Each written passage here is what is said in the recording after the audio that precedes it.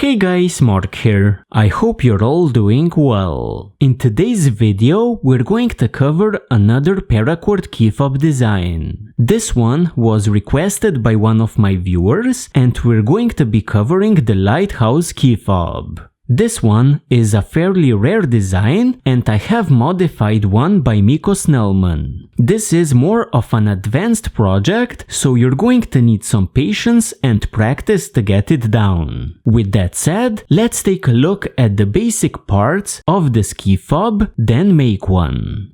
Now, before we actually undertake the project of tying this key fob, let's describe it. So the techniques used here are first a twisting of 3 strands, which is going to form the loop. Then we have a 6-stranded Matthew Walker knot. After that, a 6-stranded star knot. Then a crown knot series of an over 2 crown knot. Finally, at the bottom, we have a 6-stranded Turk's head knot. So these are the techniques used to make this key fob.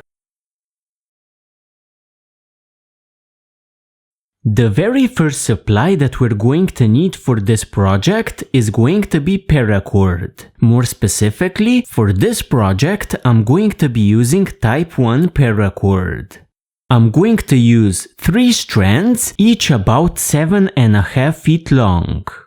Now the next supply is probably the hardest to obtain. We're going to need a cone-shaped core over which we're going to line up our key fob. This is going to determine the shape of our key fob.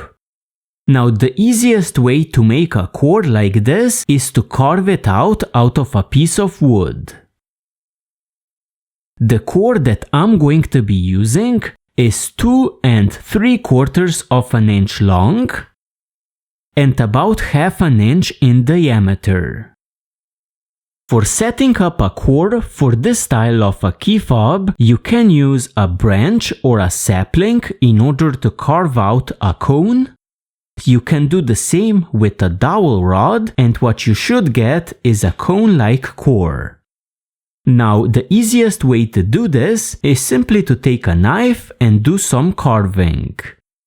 If you have any more advanced tools, you could, for example, use a belt sander or even a lathe in order to get the same result. For this example, I'm going to simply use a knife and a branch that I picked out outside, and I'm going to use it to set up a core. Now, as mentioned, the length of the core that we want is about 2 3/4 inch. The diameter is about 1/2 inch. So our branch needs to be longer and wider than that. Once we have a branch that we can use to carve, I'm going to mark down at about the 3-inch mark. Then I'm going to peel off the bark and then try to shape up my branch into a cone shape. Usually, the best way to do it is to hold your knife away from you, then simply pull the piece of wood towards you, removing the bark as well as the wood. Usually, this is a nice safety precaution and it avoids these kinds of scars that I have on my hands. So, do make sure to be very careful when working with a knife.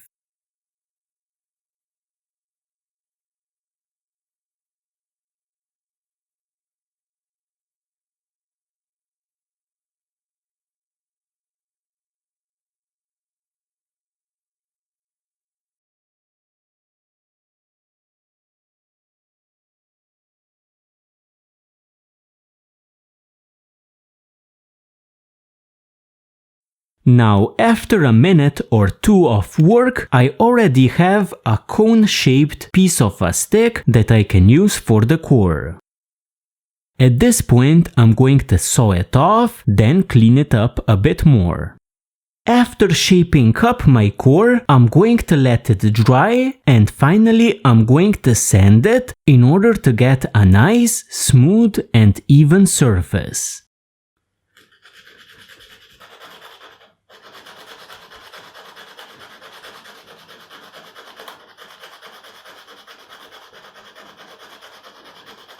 Now when you're sanding the core, you don't want to sand it to be too smooth. Why is that?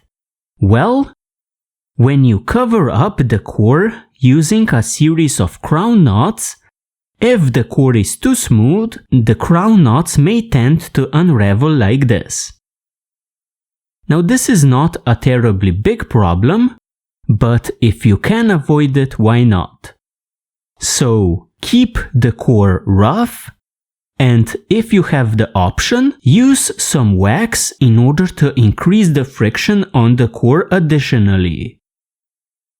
So I take some wax and I simply rub it onto the core.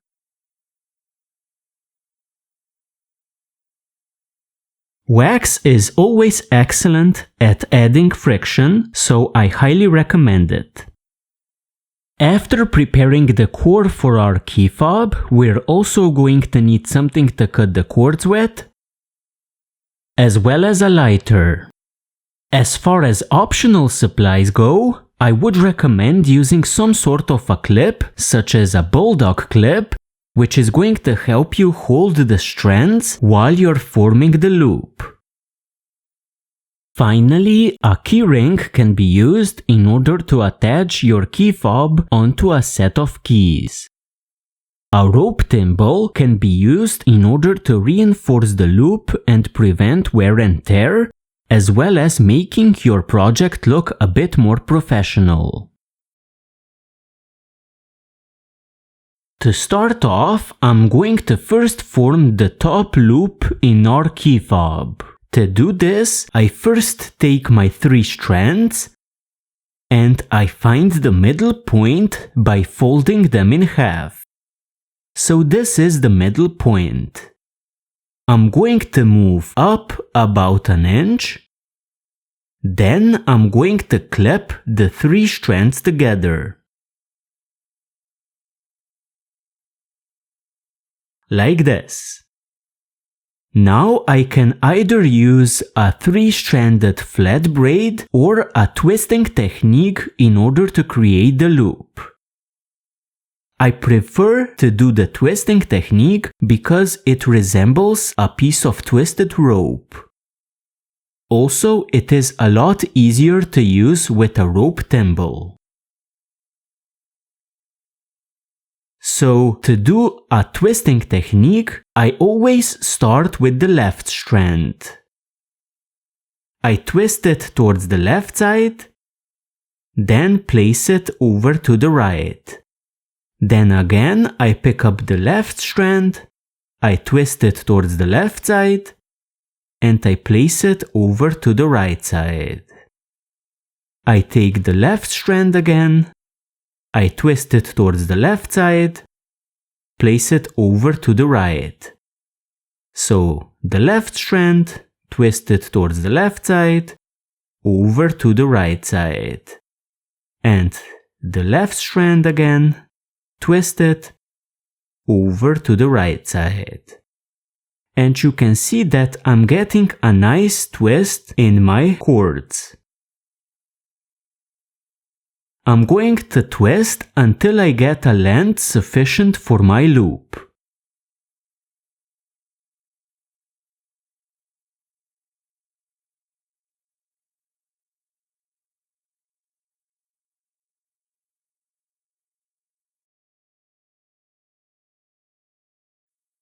After twisting a sufficient length for my loop, I'm going to remove this twisted section from my clip. I'm now going to line up the 6 strands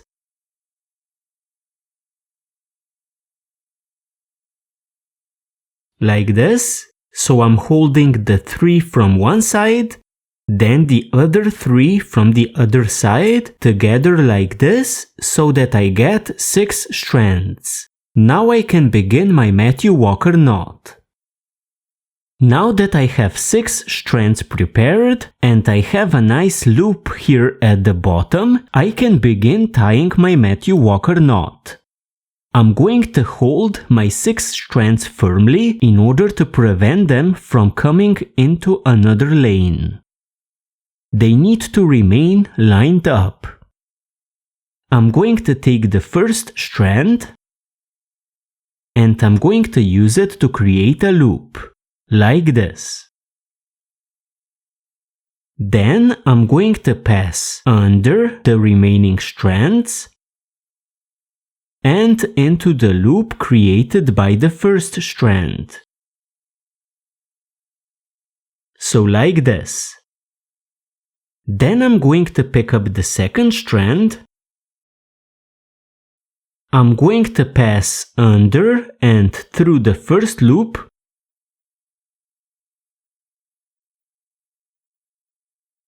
Then over the remaining 4 strands, then behind the remaining 4 strands, and into the loop created by the second strand.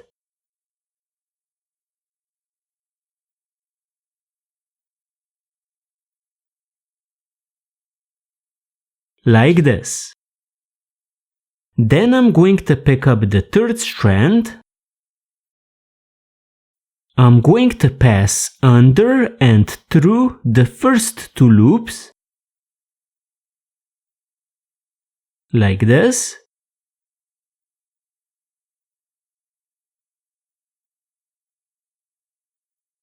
come over the remaining 3 strands, behind them, then into the loop created by the third strand. So I have 3 strands already done. I take the next strand.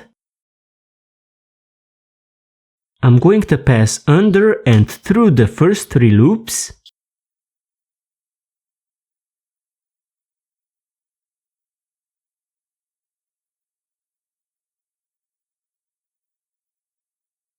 Then I'm going to pass over the 2 remaining strands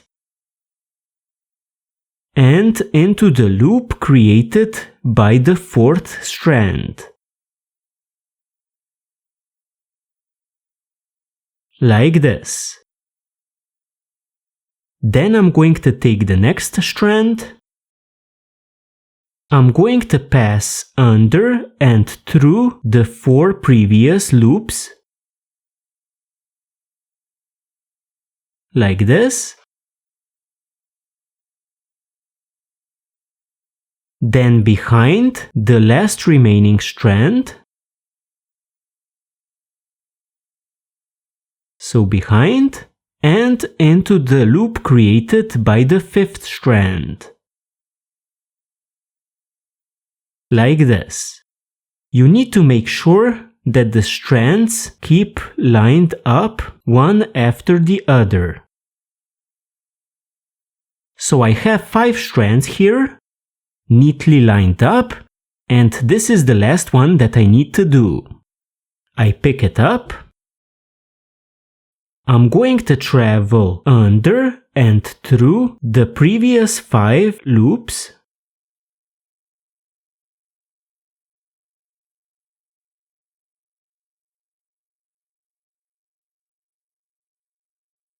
Like this.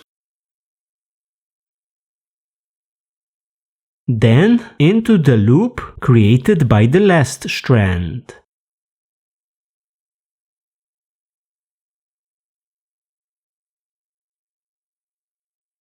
Like this. And I now have 6 strands done.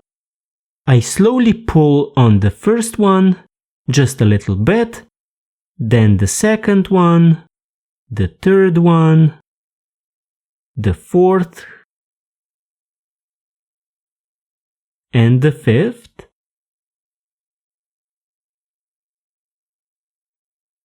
like this, and I slowly tighten up the knot. Slowly, one strand at a time.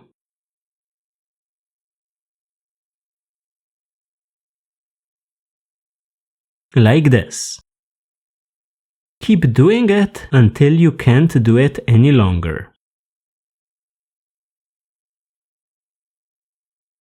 Now, as you can see, this knot doesn't look quite as nice as this one. This is because we need to finish it up. To finish it up, we're going to take this strand at the bottom and place it right next to the top one here. Then take the next one and again slide it up, and the next one, slide it up, and this is going to square up your knot. You can do this several times until you can see that the knot is square. At that point, slowly begin pulling on the ending strands, like this, and this is going to create your Matthew Walker knot. After tying the Matthew Walker knot, you will usually notice that the loop on the other side is too large.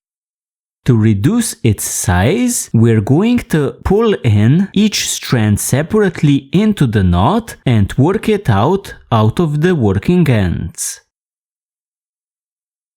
So all you do is you pull one of the strands in a bit, then pull out the slack out the working end. Then you pick up the next strand in the Matthew Walker knot and you pull in the slack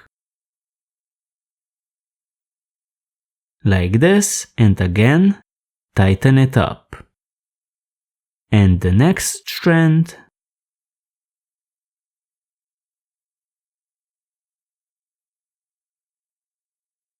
like this, and tighten it up. And after you're going to do all 6 strands, you should get a nice looking loop at the top.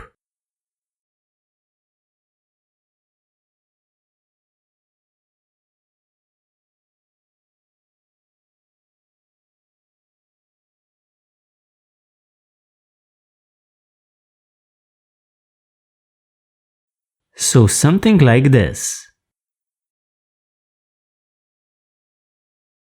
So at this point we have the loop as well as the Matthew Walker knot completed.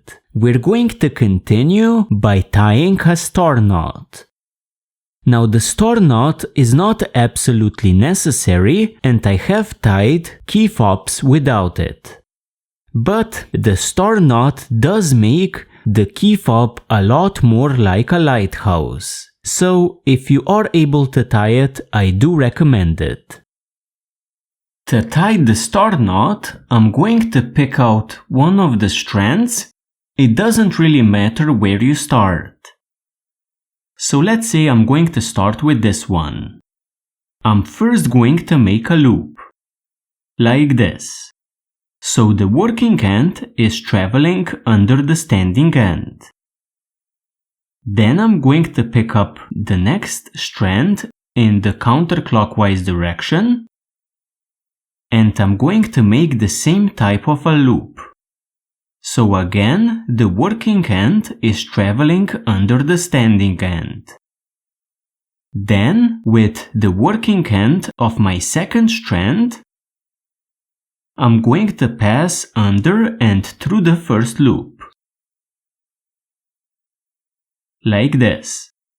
So basically what I have set up is an under 2 then over 1 sequence with my second strand.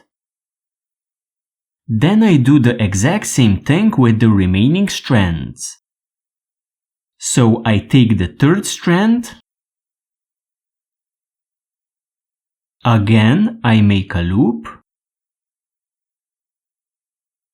Then I feed the working end of the third strand under and through the loop of the second strand.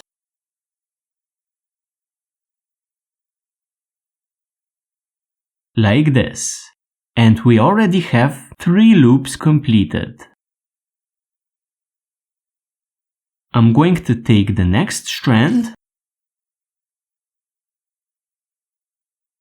and I'm going to make a loop again and feed the working end through the previous loop.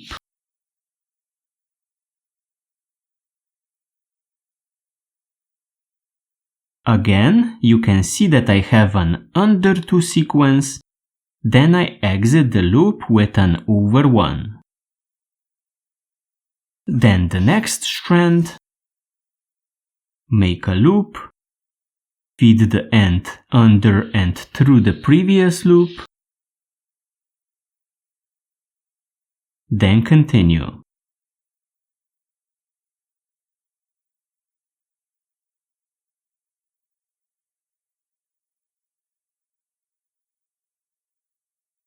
When you reach the first strand as well as the first loop, you take the working end of the first strand and simply pass it under and through the last loop that you made. With this, you're going to get 6 loops that we can now neatly organize so that things will be a bit easier to see. So all I'm going to do is tighten up the loops a little bit.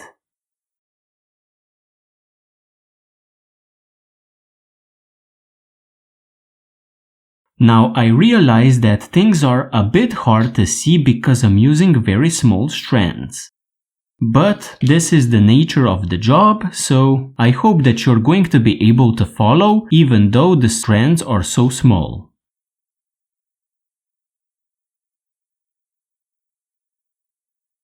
So I have my loops organized quite neatly now, and I can continue by crowning the working ends. I'm going to do my crown knot in the counterclockwise direction, and the crown knot is very simple. I pick up one of the strands and I pass it over the next working strand. So over like this. Then I pick up the next working strand over which I have just passed over, and I go over the next working strand. So over this one. Then the strand which I have just passed over goes over the next strand. And I continue this until I reach the last strand.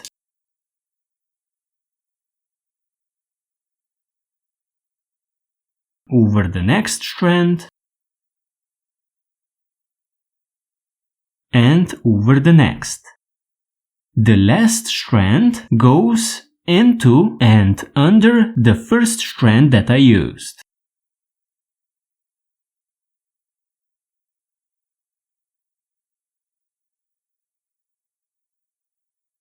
Then I slightly tighten up the crown knot.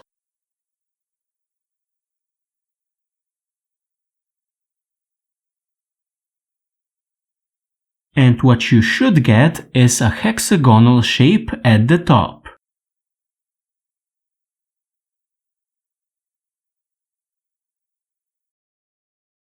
I'm going to pick out one of the strands. It again doesn't matter where you start.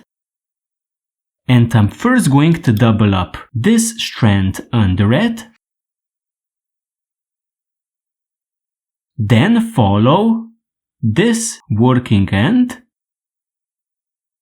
going under here, and then into the loop where it is traveling. So I'm going to double it up on the inside. So in practice, I'm going to go just above the turn here, then under here, and into the loop where this working strand is traveling. So here. Then pull the strand through.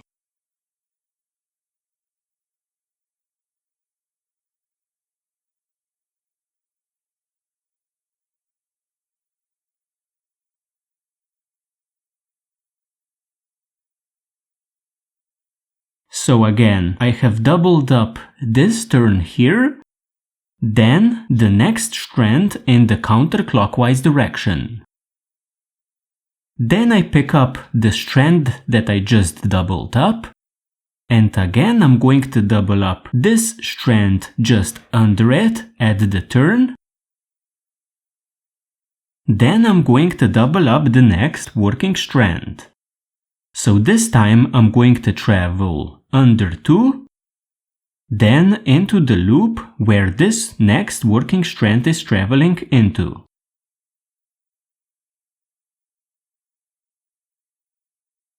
I travel under 2,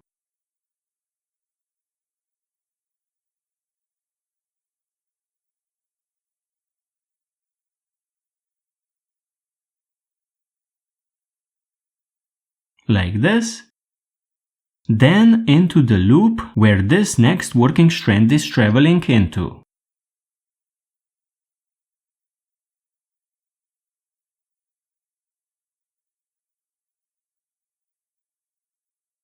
And again I have doubled up the next working strand.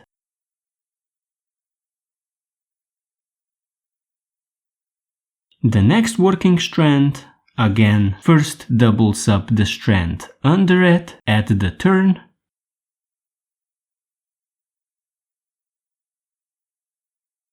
then follows the next working strand, first under 2, then into the loop into which it is traveling.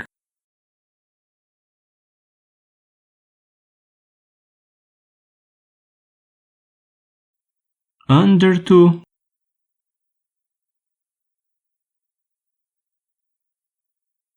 then into the loop.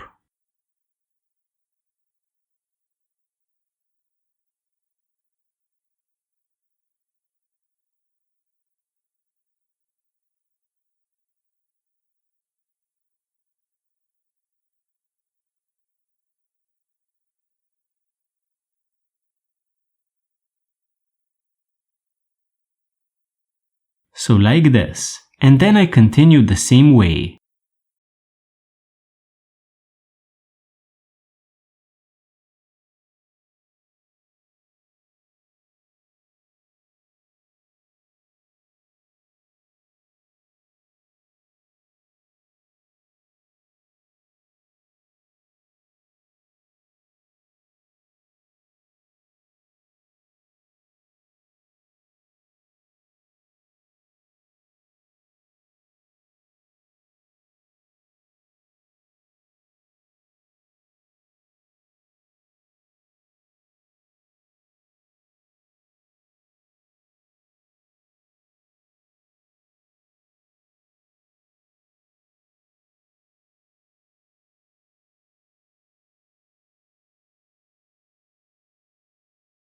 Now at this point, the top of the knot is neatly doubled up. But we still have the bottom of the knot to cover. So flip the star knot around, and you're going to see that this part that looks like a crown knot still needs doubling up. To do this, I'm going to grab one of the strands. Let's say this one. And I'm going to double up this part. I'm going to travel over 2. So past this strand, coming out of the Matthew Walker knot, then down to the other side of the star knot.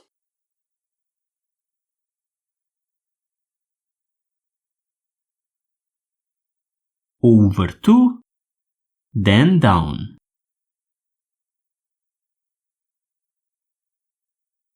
And this doubles up this section. Then I pick up the next strand and again I'm going to double up this strand. So the next one, going over 2, past the strand coming out of the Matthew Walker knot, then down to the other side of the star knot.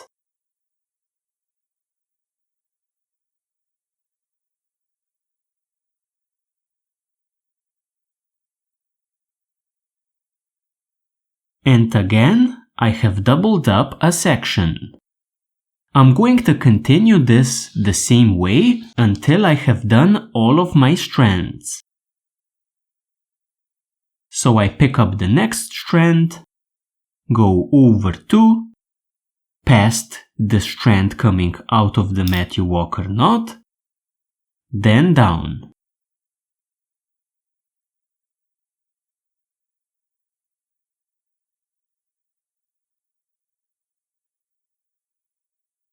Do the rest of the strands, and at that point the star knot is complete.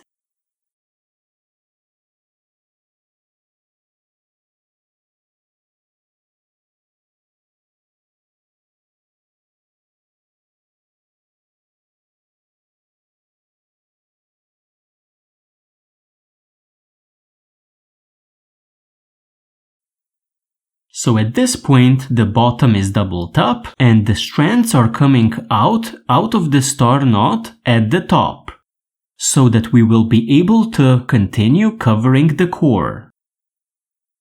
To tighten up a star knot, what we do is we start at the strands coming out of the Matthew Walker knot and we work out the slack coming out the working ends.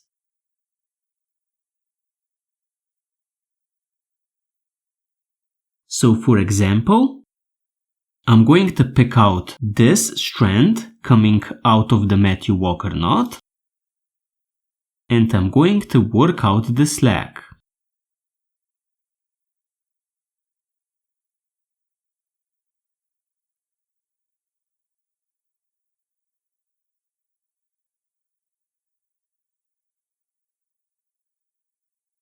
Doing all 6 of the strands is going to bring the star knot closer to the Matthew Walker knot. You need to have it as close as possible, and this is because if you don't, then the space between the Matthew Walker knot and the star knot is going to allow the key fob to move like this. So you need to do it as tightly as possible.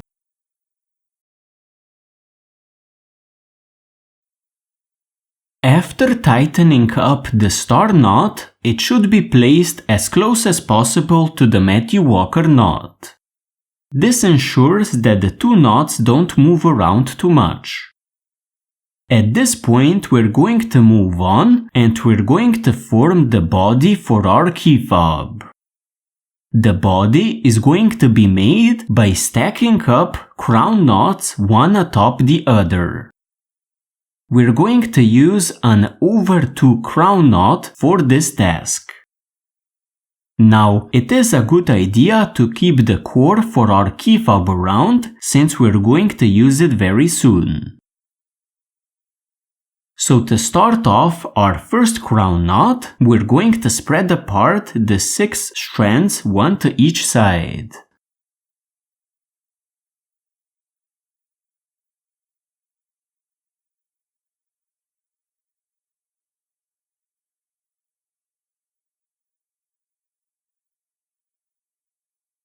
So something like this. We are now prepared to start tying the crown knot. The over 2 crown knot is tied by taking one of the strands and placing it over 2 strands in the counterclockwise direction. So a simple over 2 crown knot. Then we take the next strand and we place it over the 2 next strands. Like this. And then we take the 3rd strand and pass over the next 2 strands. Again over 2. And the next strand. again over 2. Once you have 2 strands that you haven't used, we're going to take the one before last, so the 5th one, and we're going to pass it into the loop created by the 1st strand.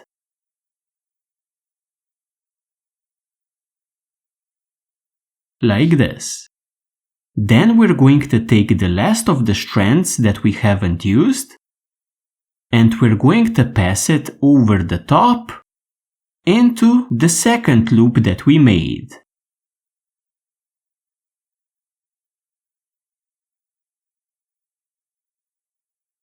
Then tighten up the crown knot by pulling slowly on each of the strands.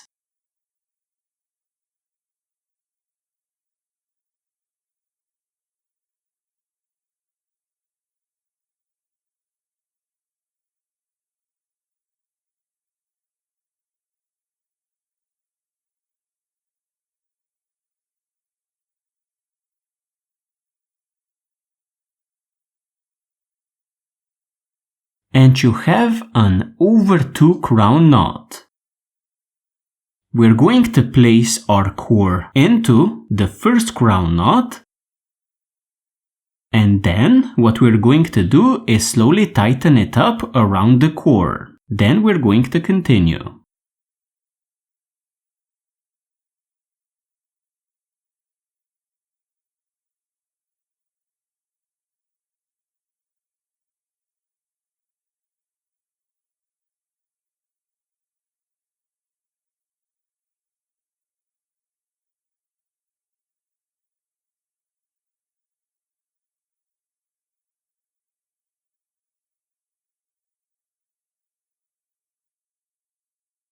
So after tying the first over 2 crown knot, we're going to keep lining them up until we get to the very end of the core. So all we're going to do is stack one upon the other until we have enough to finish the key fob off. So I continue again by grabbing one of the strands. I travel over 2, then pick up the next, travel over 2, then with the next,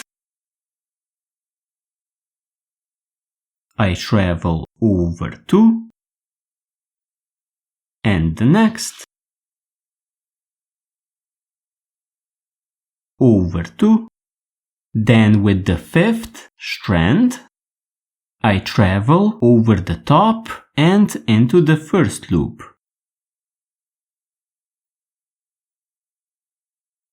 Like this. Then with the last remaining strand, I travel over the top and into the loop created by the 2nd strand.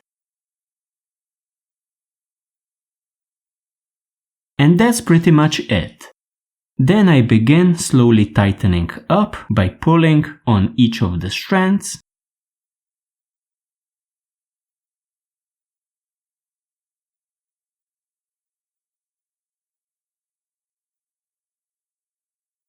And usually, before I tighten up, I inspect that all of the strands are coming under 2 after they exit the knot. So this one is going under 2. Then the next one again is going under 2. And the next one under 2, and so on.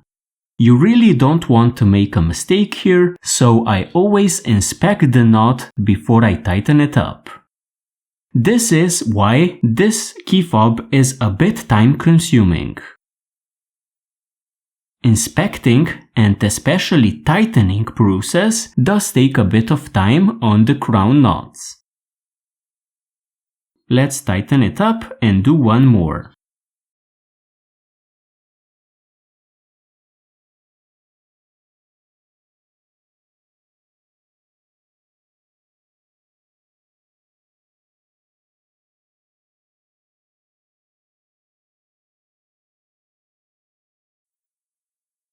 I have tightened up my second over 2 crown knot.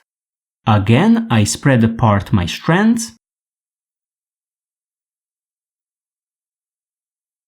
and I begin with the first strand going over 2, then the next strand travels over 2, and the next strand,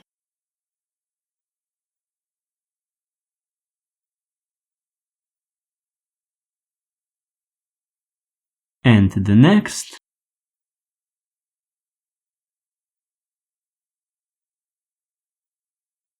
like this. Then the fifth one travels into the first loop,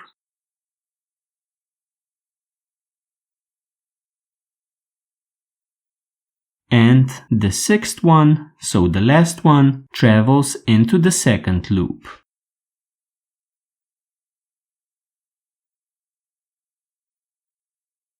I slowly tighten up the knot.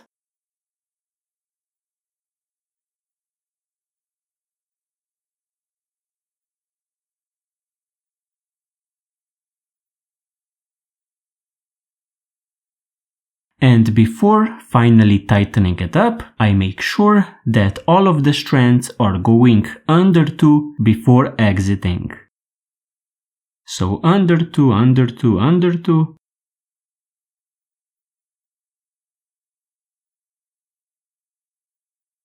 Yeah, the knot is okay, and now I can tighten it up.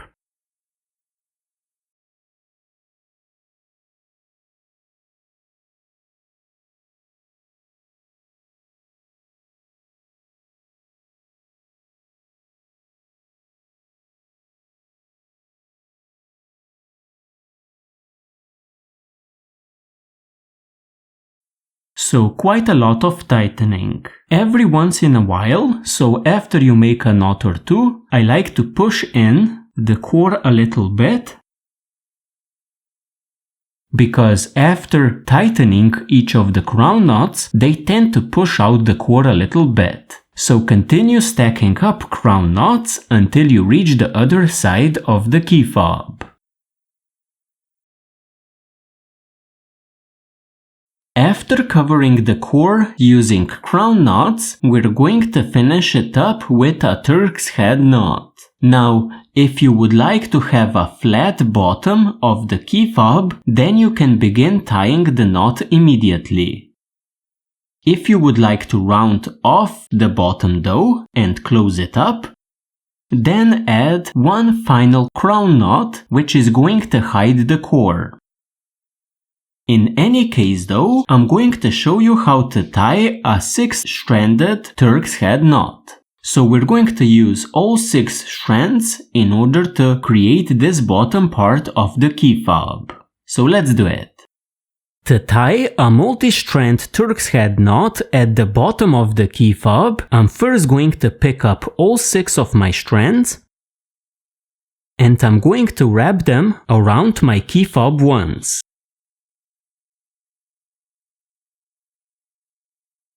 So the goal is to have 6 strands at the bottom, as well as 6 strands wrapping around the key fob. So we have 6 strands here on the bottom, and we have 6 strands around the key fob. We're going to work through the 6 strands at the bottom from left to right. So the first one that we're going to use is the left one.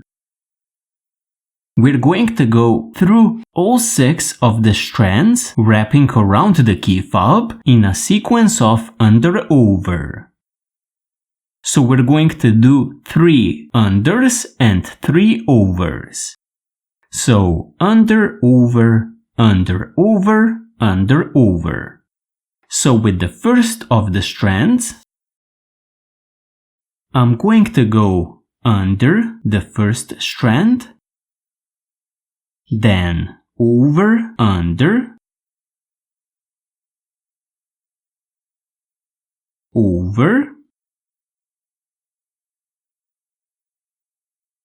under and over,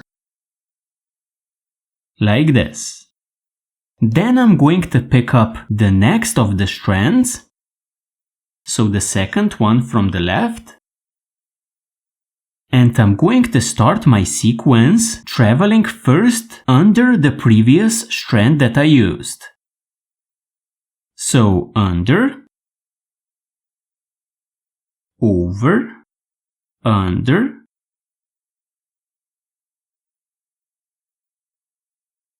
then over, under and over. Like this. Then I'm going to pick up the third strand, from the left of course, and I'm going to go under the previous strand that I used, so the second one. So under, then over under,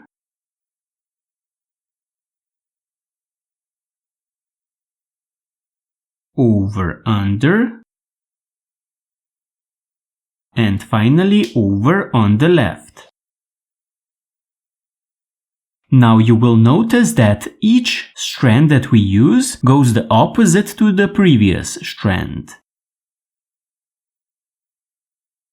I'm going to pick up the next strand,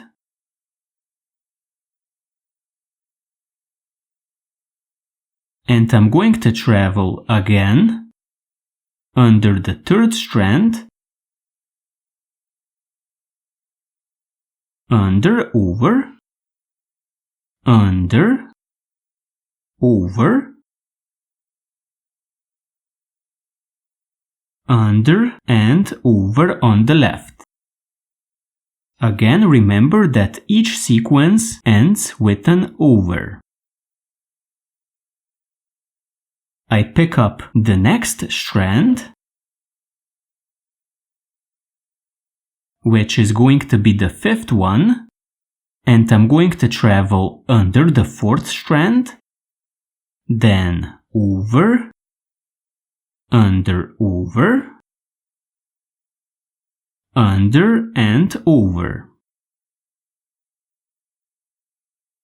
And at this point, I am at my last strand. You will notice that the fifth strand is going parallel to the very first strand that we set up. So if the two strands are parallel, you did your job correctly. We're going to take the last of the strands and we're going to go between the two parallel strands, so between the fifth one and the first one, and we're going to split them. So again, we're going to start our sequence under the fifth strand, then over, under,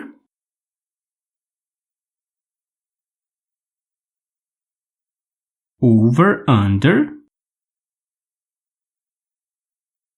and finally over. With this, we have set up our Turk's head knot.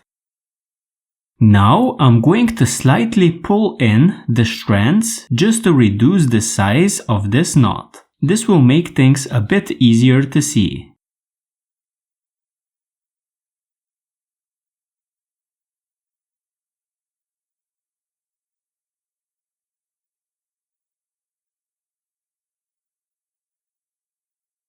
So like this. Now I'm going to pick out one of the strands on the left. So let's say this one. And remember that we exit over one on the left. I'm going to pass under the next strand, under it, like this, and I'm going to double up the strand on the left. So I went under, then I go over, under,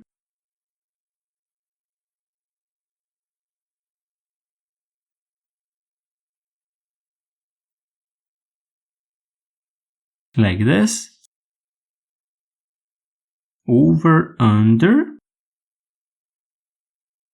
And finally I exit on the right side with an over. So again, I have doubled up the strand on my left. Then I pick up the next strand. So this is going to be this one, which now goes over two, then under one.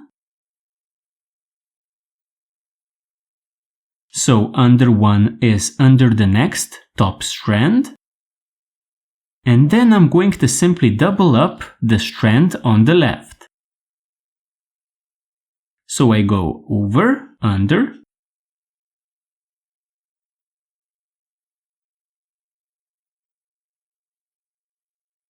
over, under,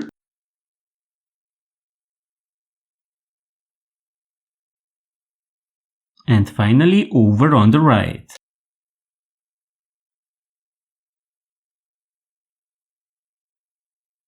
Then I pick up the next strand, again going over two.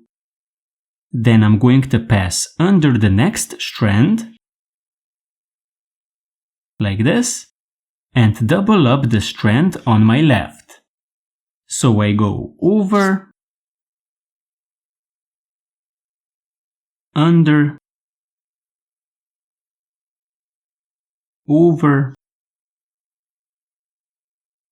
under and over. Like this. And then the next strand, coming out over two, pass under the next strand, then go over, under,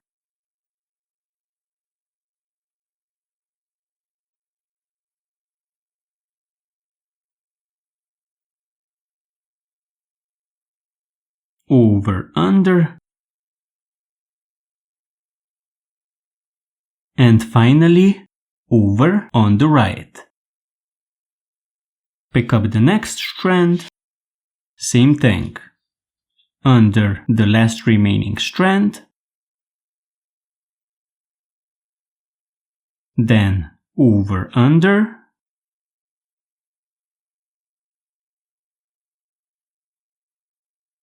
over, under, and finally over on the right side. So again, always doubling up the strand on the left. Then with the last strand, I pass over two on the left and start a sequence by going under one of the strands that I used previously. Like this, and double up the strand on the left. Over, under,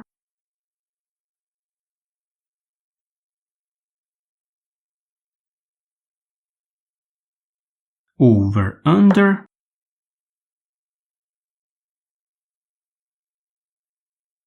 and finally over on the right.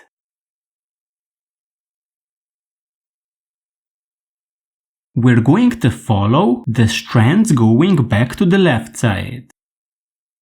So for example, with this strand, I'm going to pass under these two strands, under one of the working ends and under this one, and I'm going to follow this strand to the left. So under two, over two, under two,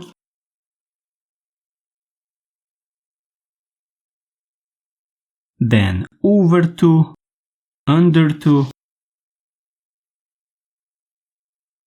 and over two. Here. Then pick up the next strand. Again, travel under two.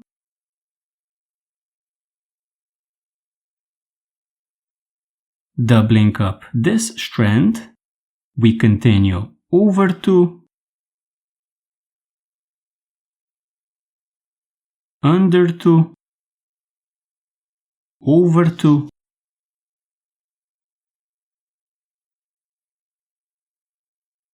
under 2 and over 2 on the left.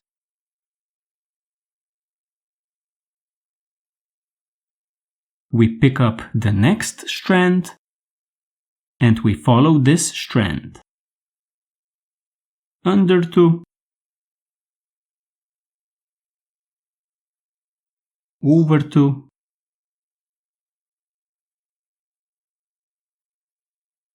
under 2, over 2,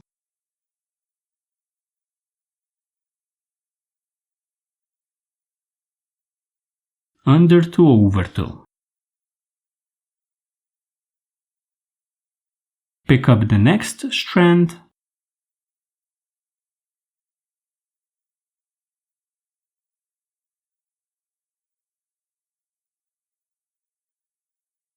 and do the exact same thing.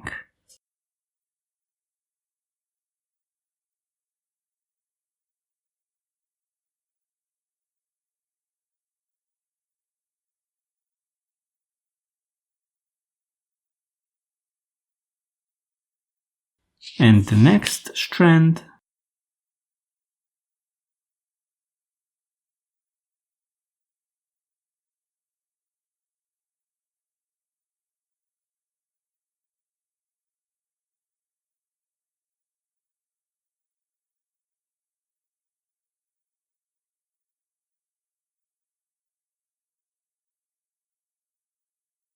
and the last strand.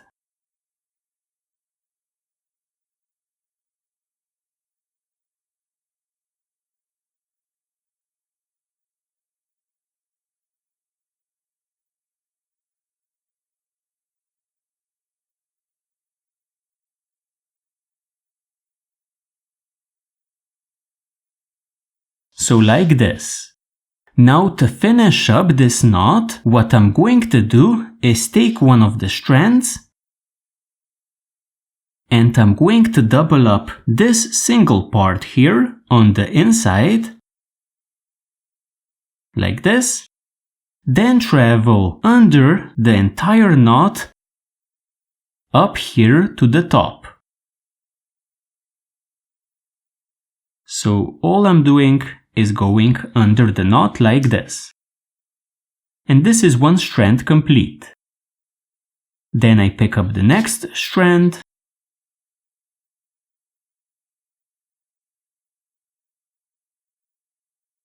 and all I'm doing is traveling under the knot to the right side, as well as doubling this single strand here. Then the next strand,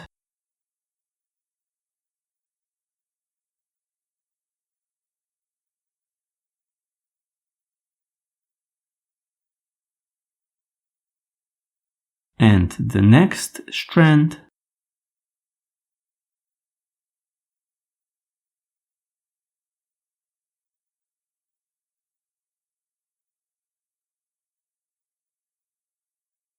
the next strand,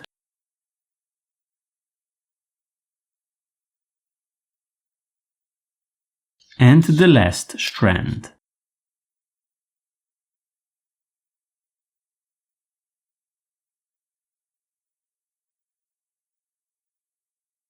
Like this. With this, our knot is tied.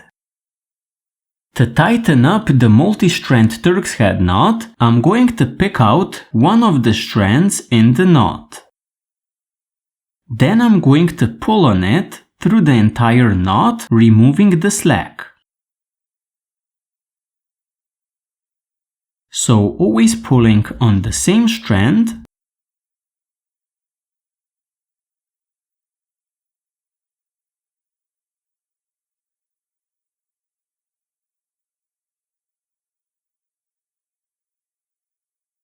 until I reach the working end. I pull on the working end and this removes the slack. I'm going to keep doing this until I have tightened up my knot. The end result should look something like this. After tightening the Turk's head knot, I trim the ends, melt them, and then finally I tuck them back under the Turk's head knot.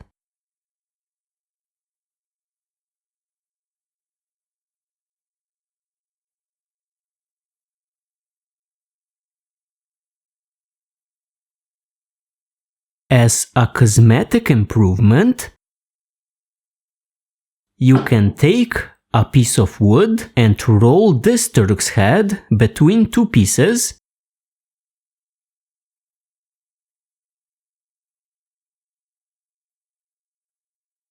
and this is going to make the knot a lot flatter, which is a bit more eye-pleasing, at least in my opinion. So guys, with this, my lighthouse key fob is complete. It has been quite a long road and I hope that you were able to finish this project. With that said, thank you very much for joining me and see you next time.